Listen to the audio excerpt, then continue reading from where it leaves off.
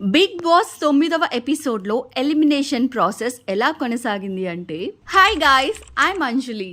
Big Boss 9వ episode కూడా అయిపోయింది. మొదటి వారంలోని ఎలిమినేషన్ లో భాగంగా బేబక్క మొదటిగా ఎలిమినేట్ అయింది.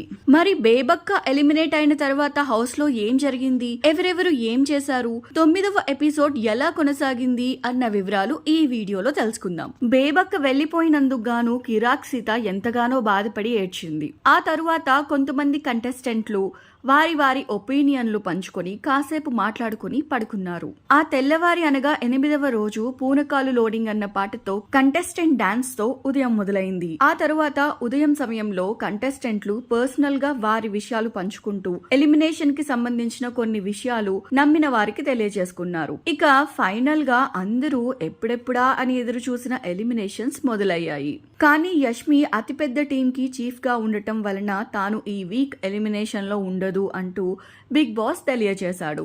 అలా మొదటిగా కిరాక్ సీతతో ఎలిమినేషన్ ప్రాసెస్ మొదలైంది. దానిలో భాగంగా సీత మొదటిగా నిఖిల్ని, రెండవ వ్యక్తిగా ప్రేరణని నామినేట్ చేసింది.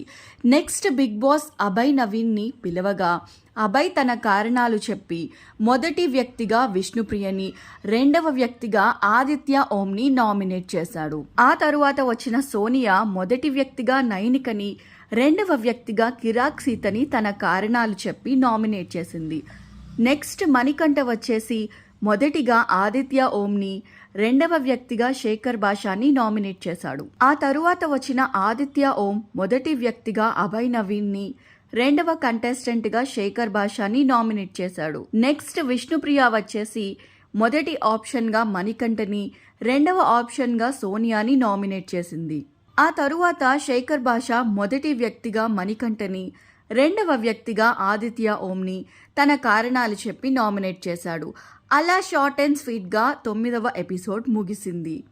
మరి మిగిలిన కంటెస్టెంట్లు అందరూ ఎవరెవరిని నామినేట్ చేశారు, ఈ వీక్లో ఎవరు నామినేషన్లో ఉండబోతున్నారో తెలియాలి అంటే మాత్రం తర్వాత ఎపిసోడ్ వచ్చే వరకు వేచి చూడాల్సిందే. ఇవండి బిగ్ బాస్ 9వ ఎపిసోడ్కి సంబంధించిన విషయాలు. మరి బిగ్ బాస్కి సంబంధించిన మరిన్ని ఇలాంటి ఇంట్రెస్టింగ్ విషయాలు తెలుసుకోవడానికి మా ఛానల్ని సబ్స్క్రైబ్ చేయడం మాత్రం మర్చిపోకండి. Thanks for watching.